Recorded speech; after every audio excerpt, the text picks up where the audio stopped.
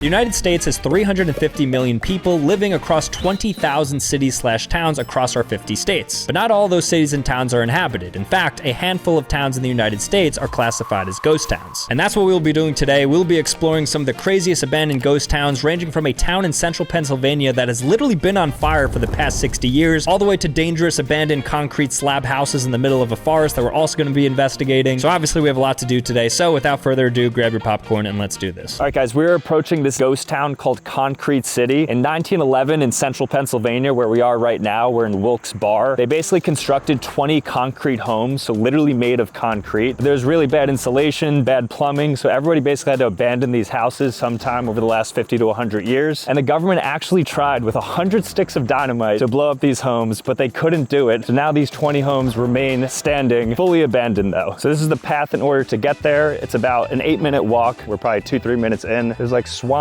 here and stuff, so you can't really access this with a car. You have to get out of the car and then you have to like walk little bits way. But I think we're almost there, so I'm really excited to see this. All right, we're going into the forest area here. I think this is the final stretch down there, and then we ultimately reach the houses. There's a lot of swamps. They're giving us some obstacles in order to get here. Again, nobody lives here at all. I don't even think a lot of people come here anymore just because of like how difficult it is to access. Not because of the obstacles, because it's in the middle of central Pennsylvania, but we are here. Oh, I see a graffiti colored tree right here. We're definitely getting close. So all 20 of these concrete homes, as I said, they're still standing, and you can actually go inside of them because they don't have doors. And interestingly, there's no trespassing signs either. So the state of Pennsylvania has actually recognized this as a historic spot for whatever reason, I guess because it's cool. And you can actually come here and just look around, but do so at your own risk. Okay, I think in the distance, I could see some of the old abandoned concrete homes. Guys, so this is Concrete City. We're officially entering, and here are the homes right here. You'll see they have graffiti all over them because people just come through and they've obviously done what they've done. See an Among Us graffiti? All right, guys, so here we are. This is 2 of 20 of these houses. You could actually see these on Google Maps satellite, which is crazy. This is what it looks like when you keep zooming in. You'll see here on the non-satellite view, you could see them, and then actually on the satellite gets picked up as well. So really cool structure. There's obviously like a U shape of them. So we're gonna actually look at a bunch of these and just walk around right now because this is very cool to see. Somebody wrote the year 2025, which means that we've had people come here recently. Actually, a couple of times, 25 here as well. I don't think anybody is here or living in here, but it seems like a booze spot. There's a lot of different like types of beer on the ground. So I think people come here just as like a little hideout and drink, maybe do things like that. I guess we can go inside one of them and just see what's happening in there. Just looks like a lot of trash and maybe a lot of like concrete that has kind of fallen. These are not super safe to go under. So if you do investigate abandoned spots yourself, just make sure to be careful with any sort of dilapidated structure. We are professionals and that is why we are doing this. There are a lot of poor choice words on this wall, let's just say. So we're not going to show a lot of the wall because there's just think of the worst word you could think of, and that's what's on these walls all around. Just rubble everywhere. Pac-Man ghosts. Oh my God, there's a basement in here. How did they build basements in 1911? They just like dug underground like that? Okay, so this is the upstairs area. So we're gonna go up here. All right, so we are upstairs now. I don't know if this counts as a second home. I think there's actually 10 full structures, and then since there's 2 levels with them, they basically count as 2 homes. So this is the upstairs, so I guess a bed used to be here at one point. Maybe you had like a kid's room. This was the whole upstairs area. It's actually pretty spacious. Here you have this room, and then over here, maybe it's some sort of closet, toilet perhaps. There's actually not as much trash on the ground as I expected from an abandoned house. Just a lot of rubble, a couple of monster drinks here and there. I wonder if the state actually comes in and cleans it out. Okay, there's like a hole to access another part of the house, and then there's stairs there. Does that mean it goes up even higher? All right, so I'm gonna go through this portal right here. Just like, is this how you access the other side of the house? Was there not like a better way to configure this?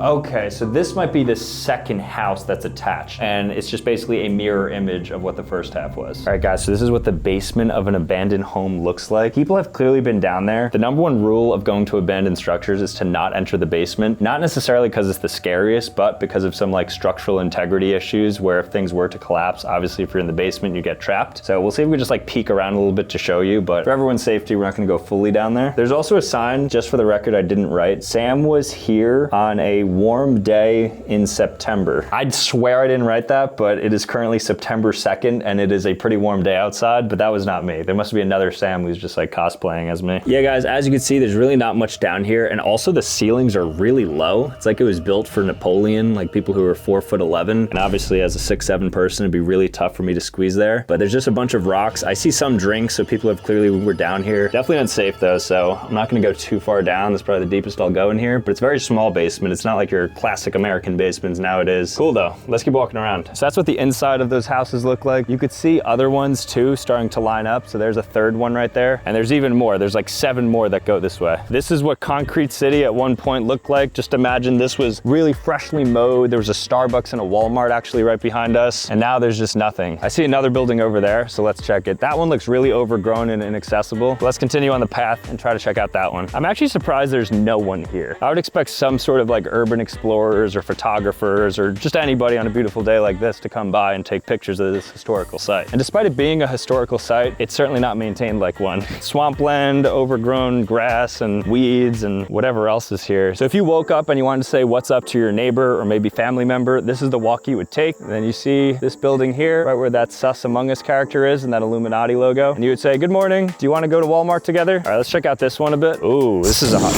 Ooh. Go. Guys, what was that? Guys, I don't know what that was. Some guy just did a chainsaw. No joke. I think we were like getting too close to his house. I guess somebody's still living there. Revving a chainsaw as we were approaching. So we're getting out of here immediately.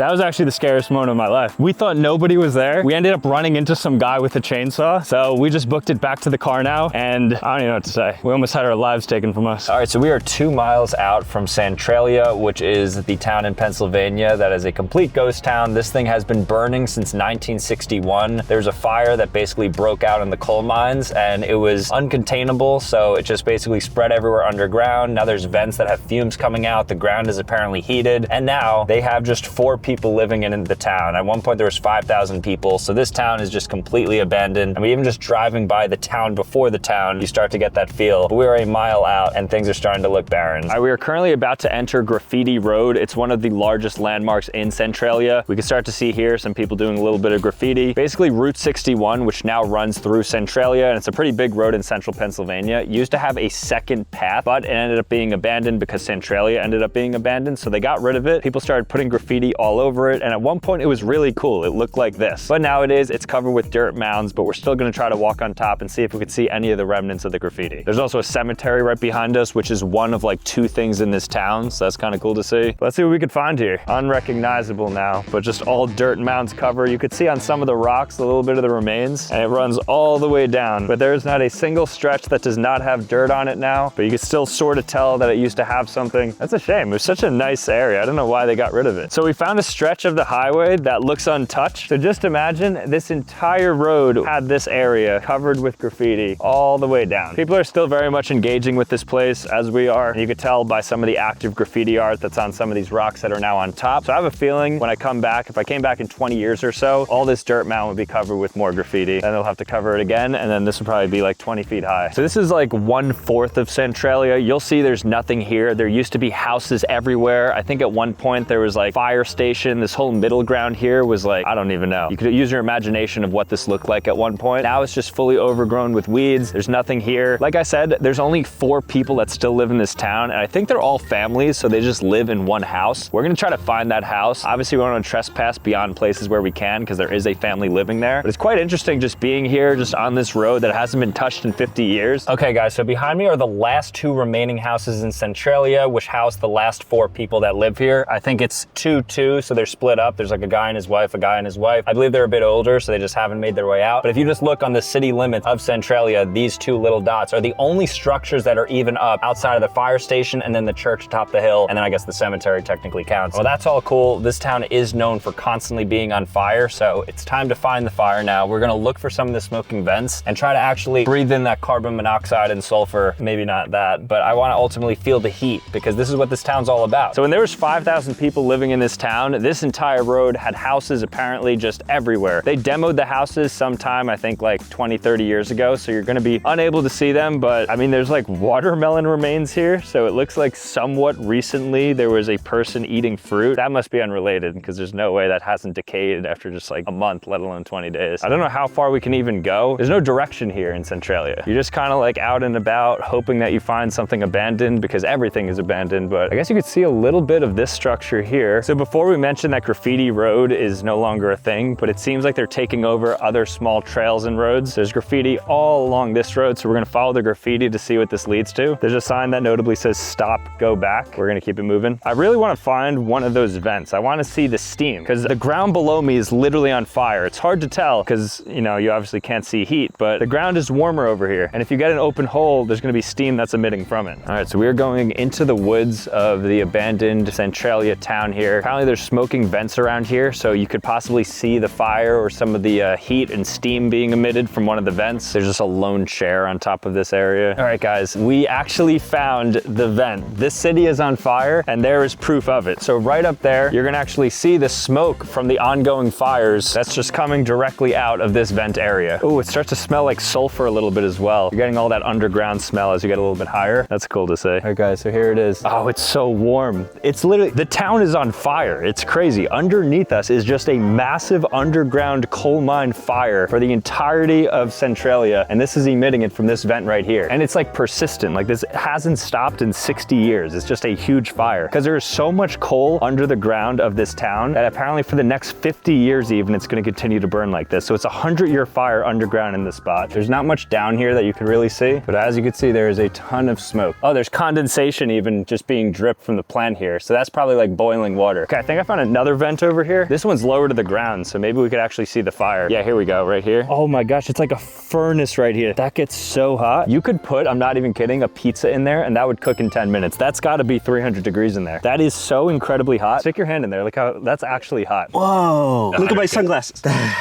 Full condensation. Behind me, you'll see the last remaining church in this town. It is private property. They note multiple times, no trespassing. This church, the adjacent cemetery, and surrounding property are strictly for the use of parishioners, their family members, and guests attending services. I think they're really big on their privacy because a lot of people now view this as a tourist site. By the end of the day, it is still somebody's town. It's actually quite a pretty church to just be in like a random town. All right, guys, so this next ghost town we're gonna be investigating is called Beltville. So from 1845 to 1860, I believe, for a 15-year period, there were a dozen houses within the Watchung Reservation in New Jersey. And then after a bunch of their mills, resorts, and other industries started to fall, people moved out of here, but their houses remained intact. And actually, I see some right here. So these are houses that nobody lives in anymore, and those look insane. They're from the 1850s. I guess they retained some of their colonial style. We're going through the woods here in this reservation to try to find them. So there's 1, 2, I see another 2 over there. Oh, that's a pretty cool town. But nobody lives here. It is generally maintained a little bit because it is like within a park. So there's not gonna be people actually living within here, like homeless people or people who just like are kind of creeping around, but it does still look incredibly dilapidated. Like look at the back of this house here. It's definitely seen some better days. This is all government property, so you're not actually allowed inside of it. There's actually a no trespassing sign right there. But what's cool is you could actually see the dilapidation of what this, at least porch area looked like. I almost just fell through a sinkhole right there. But yeah, that's a collapsed porch. And then the roof looks to have fallen as well. Okay, here's another house. This is the neighbor. This looks to be number 5. Honestly, for being 170 years old, the house is in decent shape. A little bit creepy. And obviously you don't want to stand on this because it looks like it'll break any second. So I'm going to stay on the ground right here. But a similar fate to this front deck and front porch area. Looks to be broken down a bit, but all the windows actually seem to be intact. So nobody's tried to throw stones or rocks to get in here. Oh, there's a massive hornet's nest right there on the side. Who knows how long that's been brewing there? That could have possibly been there for like 20 years and nobody would know. I want to go to the back of the house a bit because there's more right there. That one looks really scary. So I kind of want to look into that. That's probably the cheapest house in this entire block if I had to guess because it's the smallest and there's not much to it. What is this? Is this like an attic entrance? No. Although it could be like a well opening maybe underneath there. Or a septic tank. Septic tank. Escape route maybe? Okay, but let's go over to this one now. Oh yeah, this one is probably my favorite. This house has seen better days. Somebody's actually thrown rocks through there as you can see. I wonder why every single floor is just caving in like that. What happened for all the roofs and all the front porches to just go under like that? There's actually graffiti right here and then broken glass because I think somebody actually went inside of this abandoned house, unfortunately. So they did trespass in this place, which I hate to see. That's what it looks like inside. We were able to peek the camera inside. outside so you can see what it looks like inside of an 1850s colonial style home in New Jersey. All right, so here is the deserted house of the Watchung Reservation. There's an old American flagpole with the flag right there, and then the actual house. So this house, I mean, it's in really good shape for being from the mid 1800s. Nobody lives here whatsoever. There's not a soul that's in here. So I think we could actually walk up and get pretty close to this abandoned house. Wow, it's like Cracker Barrel seating on the outside here. They really thought about the seating for everybody. I don't know how long these benches have been here, but I'm going to sit right now on an abandoned porch. It doesn't break. It's been here for like 200 years. They have a rocking chair. They have an old rocking chair. You can't really see in here. It's a little dark. There's furniture in there. So this must have been for the well and a little bucket to kind of dip down and get your fresh water. Oh, there's even a latch here. All right, I'm gonna peek down below here. Imagine just like a dead body or something. Oh my gosh, you can actually probably go down there, which I don't know if I should do, but I could, but I shouldn't. Oh no, did I just break this abandoned house basement entrance? Okay, I think we're good. That was almost bad. That's probably unsafe to walk on now. There we go, okay. Whew, we saved so many lives right there. All right guys, so there you have it. That's the deserted village. That one is actually pretty crazy to see just because those houses are truly abandoned and they're still up. They look like just normal homes from 150 years ago. You would never know that those haven't been lived in 150 years. And one of them was in really good shape as well. But yeah, the government has these, so you can't unfortunately go inside, but I don't think I would do that anyways because some of those houses look pretty scary. Okay guys, so here we are in Burnsville. Doesn't look like much. Pretty similar to Centralia, how there's just nothing here, despite the fact that there used to be a lot of different houses and public institutions, stores, I guess, and things like that out here. If we go in here though, I do see something abandoned with some graffiti on it. I also see some furniture that looks to be left here. A couple chairs. I can't name anything else. Those look like 1970s pieces of furniture. But interestingly, there's that. There's like an abandoned tire there. And then on the ground here, seems like we got more stuff. Yeah, there's just like a bunch of wood that's left out. It's like somebody started building an IKEA desk and they gave up halfway through. But I'm certainly interested in what this is over here. So in Burnsville, actually nobody lives here, unlike Centralia. So this is just completely abandoned, an absolute ghost town. If we look in here, wow, I wonder what this used to be. Just graffiti everywhere. Must have used to been some sort of house. Somebody must have lived here at some point. Gunshot holes. Yeah, there's bullet holes inside this as well. I don't know if people are using it as a shooting range or if some bad stuff happens here, maybe some gang initiation stuff, but it is pretty, of course, dilapidated. You got overgrown plants here. It's like white claws everywhere on the ground. But the reason I think it was a house is because there was a door here clearly at one point. There was a window. There's different areas to the house. Now, of course, nothing. So that's literally all there is in Burnsville. As noted, there's nobody living there. There is actually a shack that we passed it, but it said private property, but I don't think anybody actually lives there. I think it's more so just like a government monitoring building, perhaps. But we are gonna be heading to the town now where the people of Centralia and Burnsville relocated to. This town is about 2 or 3 minutes south, so for the remaining Centralia residents, I guess this is where they shop, and for the ex-Centralia residents, this is where they live. This will be kind of fun to see like where they moved to once their town was literally caught on fire. We are like 1 minute away. There's like a red road leading to it, which is kind of weird. Wizard of Oz vibes. The town is called Ashland, and I think it has like a pretty good amount of people now. It's grown a good bit since then, of course. And they have a lot of restaurants here. I even saw a Subway, so they have a fast food spot. I know Subway has like 38,000 restaurants. I did not think there would be one right outside of Centralia. And interestingly, it's the highest rated restaurant in Ashland. It has like a 4 or 5 on Google, I believe. This is town. This is where the people who had their houses burned live. That looks to be a motel. Oh, there's a lot of action here. Maze Drive-In. Oh, that's fun. So just 2 minutes down the road, and now you see just an influx of houses. It's as if they just put these houses up, stacked them next to each other because they had to get here quickly before, of course, they got into trouble with what the burning fires were doing to their town. I'm not seeing a lot of food spots. I'm really interested to see this Subway, but it's actually a beautiful scene too. You have the mountains in the background. All right, stopping to get gas. I never have to do this because I live in New Jersey, so I very rarely pump gas, but here in Pennsylvania, you gotta do it. There's actually somebody else at the pump. I don't know if he's an Ashland resident or an ex-Centralia one, but he's doing his thing, so let's fill up, see if I know how to do this. You would think gas would be cheaper in these towns, especially Pennsylvania with fracking, but it's just not. It's like more expensive than it is in New Jersey. Do you want a receipt? Yeah, honestly, I do. At this spot. All right, we filling up. I did the trick where you could like, look at that trick. Somebody in the comment section, guess how much it's going to be to fill up. If you say the exact number and you somehow have proof of it, I will put you in one of these videos. I will come to you or you come to me and you will be in a video. If you can actually guess what this is gonna be. My guess, 52.18.